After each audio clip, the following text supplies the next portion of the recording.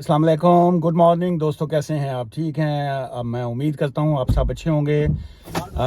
UK में आजकल सर्दी जो है जी बहुत ज़्यादा पड़ रही है। पता नहीं, मैं तो समझता हूँ कि ये जो कोविड के बाद शायद इम्यून सिस्टम जो है पता नहीं वीक पड़ गए हैं। मैं क्योंकि मुझे तो आज तक 22 ईयर्स हो गए मुझे यूके में, कभी इतनी सर्दी फील नहीं की जितनी इस साल जो है वो फील हो रही है। सो एनीवेज, इमिग्रेशन के हवाले से भी आज मैं आपसे कुछ बातें शेयर करूंगा और साथ साथ आपको आज की डे माई रूटीन जो है वो भी मैं शेयर करूंगा।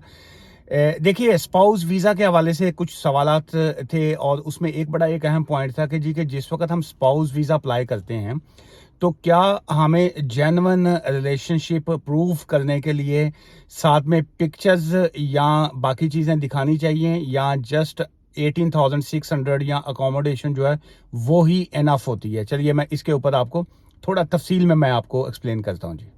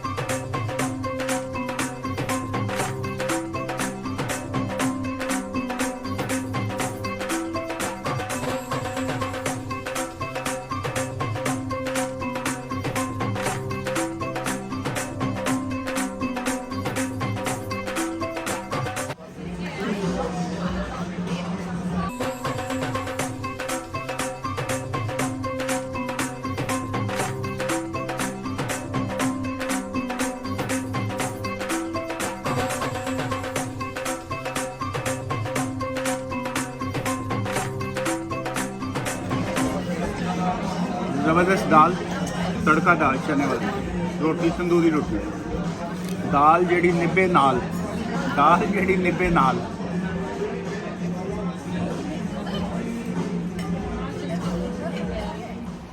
अच्छा जी, ये जेन्युइन रिलेशनशिप से मुराद ये होती है कि आप की जो मैरिज हुई है वो रियल है और उसमें आप की एज जो थी दोनों पार्टीज़ की वो 18 साल से ऊपर है। मैरिज जो है वो जेन्युइन है और उसकी अगर आपकी वेडिंग है तो उसकी आपने पिक्चर्स वगैरह जो है वो साथ में ऐड करनी है। इसके अलावा जो आप लोग जब इकट्ठे बैठते हैं फिर उसके बाद आप लोगों ने फूड इकट्ठे खाया, फैमिली इवेंट्स जो हैं वो, रिलेटिव्स, सो एवरीथिंग जो है वो आपको साथ में एज अ सपोर्टिंग डॉक्यूमेंट्स बिल्कुल लगाने चाहिए। इससे यह है कि केस में खासा जो है वो पॉजिटिव फ़र्क पड़ता है। शॉर्ट स्टडी वीज़ा का आपने पूछा है, तो शॉर्ट स्टडी का ये है कि अगर आप शॉर्ट स्टडी वीज़ा पे हैं तो आप स्विचिंग जो है यहाँ से मेन स्टूडेंट के वीज़ा के ऊपर नहीं कर सकते हैं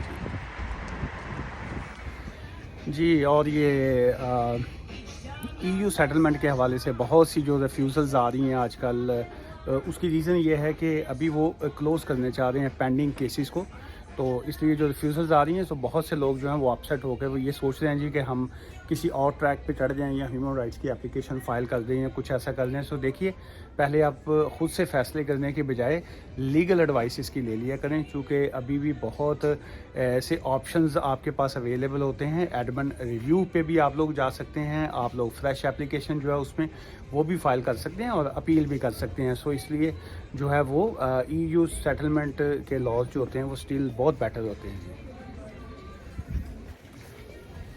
जी। दोस्तों, साथ साथ जो है ये इमिग्रेशन से हट के भी थोड़ी सी ज़िंदगी होती है, वो भी चीज़ें जो है कमेंट्स भी किया करें। और जो है वेदर कहाँ से आप लोग देख रहे हैं, अपने कंट्री का वेदर, अपनी प्लेस का वेदर भी लाजमी लिखिएगा नीचे। अच्छा जी, ये जो आपने पूछा है जी कि what we need to prove जो है ये स्पाउस वीज़ा एप्लीकेशन करते वक्त जो है, देखिए 3 चीज़ें जो मैं आपको बताऊंगा ये जहन में रखिएगा। ये बड़ा लॉ में बड़ा क्लियर लिखा हुआ है। नंबर 1 ये है कि you are in a civil partnership और मैरिज जो है, ये जो रजिस्ट्रार ऑफिस में मैरिज आप रजिस्टर्ड करवाते हैं और इसके साथ ही जो है लॉ में थर्ड वर्ड उन्होंने यूज किया हुआ रिकग्नाइज्ड इन द यूके, वो मैरिज जो यूके में रिकग्नाइज्ड होती है। लेट्स से अगर हम कहें कि जी के क्या जो आपकी मैरिज है इस्लामिक मैरिज है, लेट्स से कि क्या वो रिकग्नाइज्ड है कि नहीं, सो इसमें लाजमी नहीं है कि सिर्फ आप उसी मैरिज के ऊपर ही कंटिन्यू कर रहे हो, इसके बाद और भी चीजें आ जाती हैं, डिफरेंट पॉइंट्स हैं जिसमें आपने मेंशन करना होता है कि एक पॉइंट वो है, एक पॉइंट वो है, फिर उसके बाद पॉइंट ये आ जाता है you have been in the living together in a relationship at least 2 years when you apply. अगर वो वाला पॉइंट्स नहीं है तो फिर ये वाला पॉइंट हो सकता है कि एटलीस्ट जो है आप 2 years से जो है वो रिलेशनशिप में हो। और थर्ड ये इसमें ये आ जाता है कि if you are on a fiancé visa जो है आप जो है उसमें फिर ये है कि आपको विद इन 6 months जो है आप जिस वक्त यूके में आ जाते हैं, फिर 6 माह के अंदर अंदर जो है 6 months के अंदर जो है आपने मैरिज को रजिस्टर्ड करना आपके लिए लाजमी होता है, अदरवाइज जो है वो आपका इशू किया हुआ वीजा जो है वो वेस्ट हो जाता है। सो विद इन 6 months आपने रजिस्टर्ड करना है, सो देन जो है फिर आपने उसको स्विच करके आपने स्पाउस वीजा के ऊपर जाना होता है जी।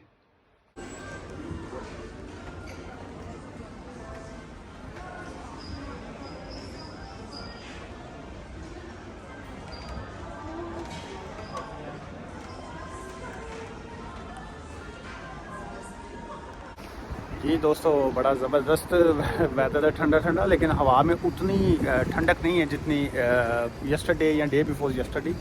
अभी बिल्कुल नॉर्मल सा लग रहा है जी।